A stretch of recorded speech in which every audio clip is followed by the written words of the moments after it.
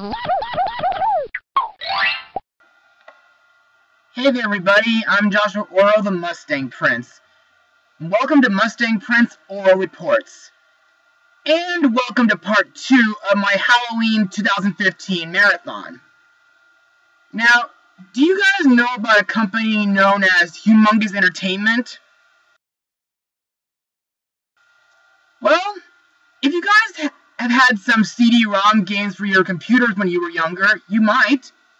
But for those who don't know, Humongous Entertainment Incorporated is an American video game developer company founded in 1992, known for its line of educational games for children. Some of their best works include Putt Putt, Pajama Sam, Spy Fox, Buzzy the Knowledge Bug, Fatty Bear, and our subject for today, Freddi Fish. You see, years ago when my parents got me my first computer, Freddi Fish's debut game, The Case of the Missing Kelp Seeds from 1994, came with it.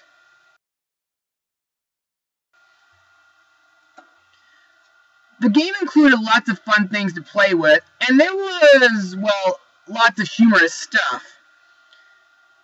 Now, I know what you guys are thinking. Why am I talking about Freddi Fish during my Halloween marathon? Well, yes, it's true that there's hardly anything scary in this franchise, but have you ever imagined if 2 years later, after her debut game, Freddi would ever have an encounter with a ghost? Oh, it couldn't have been real. There's no such thing as ghosts. Well, let's take a look.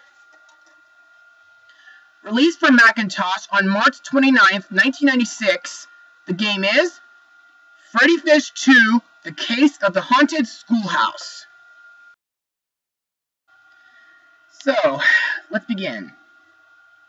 In this game, Freddi and Luther are attending school with their guppy friends when a ghost appears and tries to steal Luther's Codfish Commando action figure. Following the ghost to the basement of the school, they discover that the ghost is just someone wearing a ghost costume. Then they plan a trap to catch the ghost, but they are missing some objects needed for the trap. So, what are my thoughts on this game? Well, when I first played it as a little kid, I thought it was equally as fun as the first game. Some parts were funny, a few parts were scary. However, there were a couple scenes that made me cry. But now, let's talk about the gameplay. The game uses exactly the same mechanics as its prequel, but it contains newer puzzles, collectible and usable items, character encounters, locations, minigames, and trivial click spots in the gameplay. The particular parts and pieces like the diver's helmet, the cork, the pulley, the life preserver, the mock stock middle bop whopper bopper, the trident, the rope, and wheel for their baby buggy for the ghost trap are randomized in each new game. There are also several different locations to explore while playing. For example, you do explore the school's hallways and basement. To the right of the school are some old ruins. To the left is the sunken submarine area.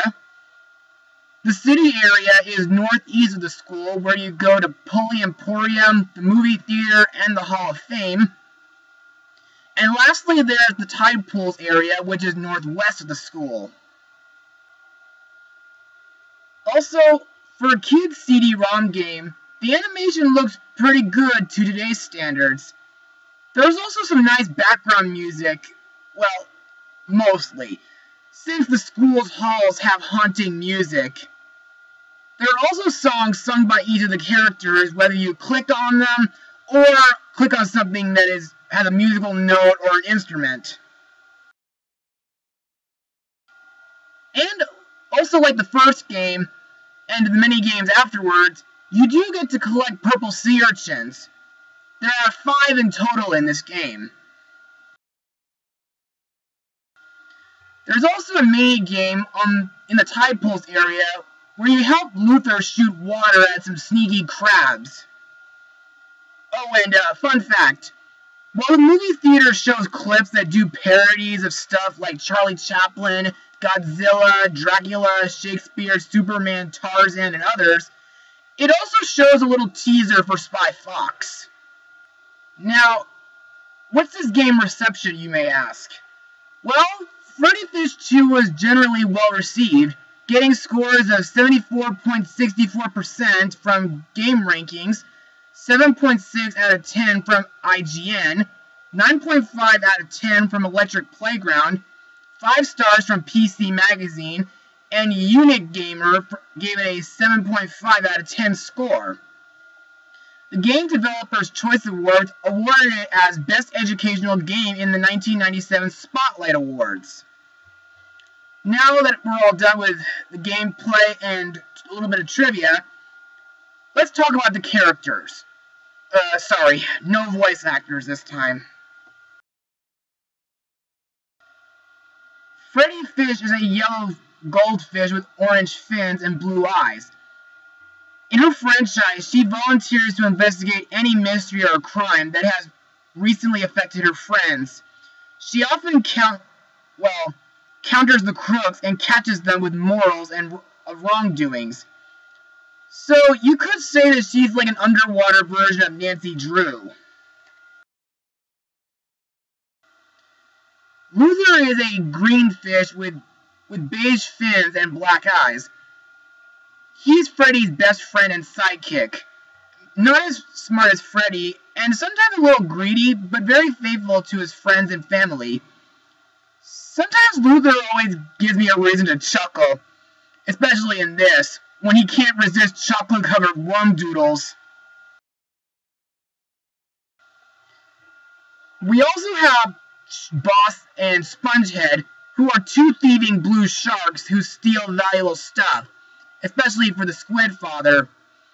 As their names reflect, Boss is the shark that does all the planning, and Spongehead is the shark that follows the instructions with some outcomes going wrong.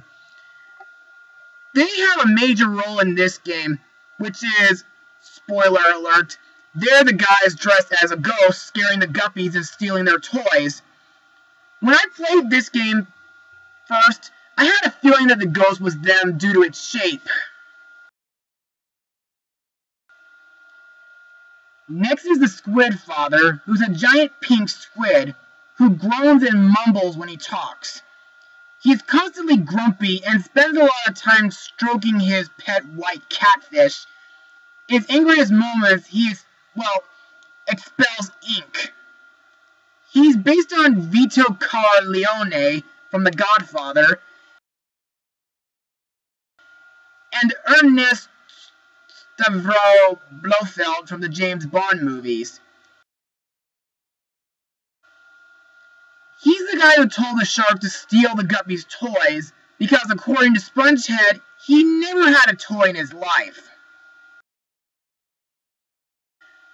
We also have Eddie the Eel, a hungry green electric eel who stares in other fish's way and has a big appetite.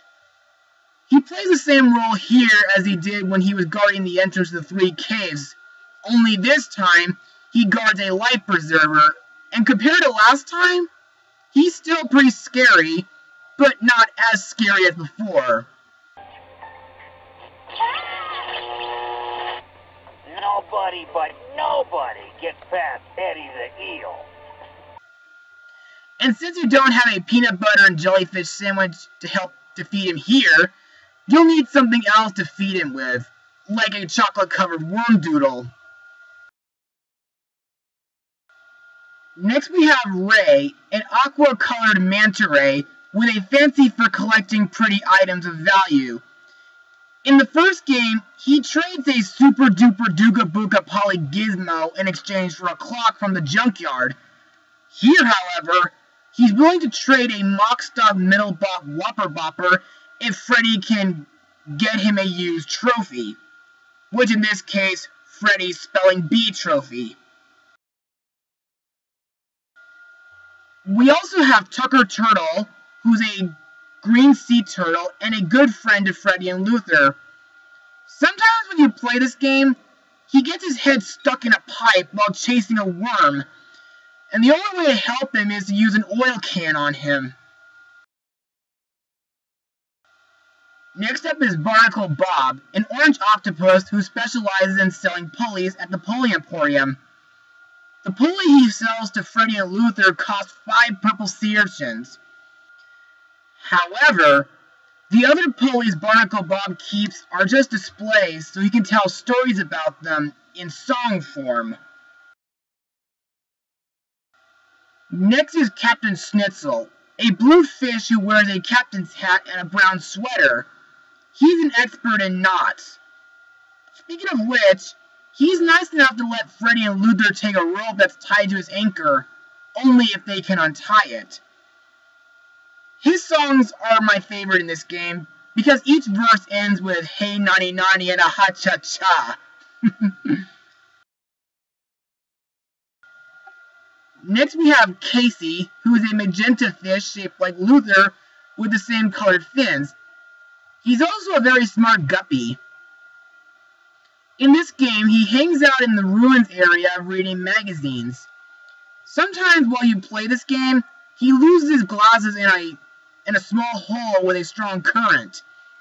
When Luther retrieves his glasses out of that hole, Casey rewards him and Freddi with a slingshot that he built himself. We also have Mr. Triplefin, an aqua fish with green fins. He's a retired janitor who lives in a secluded shack and plays a guitar. Sometimes when you play, it is shown that he has a combination to the trophy case from the Hall of Fame. Only he won't give it to you unless you get him a business card with a serial number on it. The funniest thing he does is mistake Freddi for a boy. And lastly, Mrs. Croaker is a purple fish who wears a magenta dress. She teaches the young guppies at the schoolhouse. Now it's time to move on to my final words. Overall, Freddi Fish 2, The Case of the Haunted Schoolhouse, is a lot of fun to play. It does bring back lots of memories from the first game. The characters you meet are memorable, the gameplay is fun, the ending is very emotional too. I recommend anyone who's either a fan of Humongous Entertainment or of CD-ROM Games to show this game to their kids, if possible, or show them the whole franchise if they want.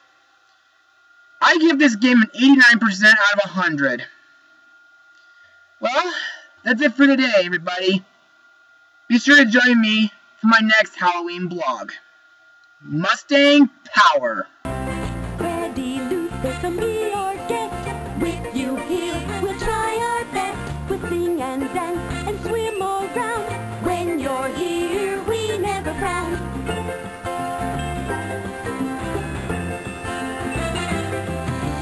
School's always in at the bottom of the sea. If you're a fish, it's the way to be. We love to swim and thrash about, but if you're a fish, then school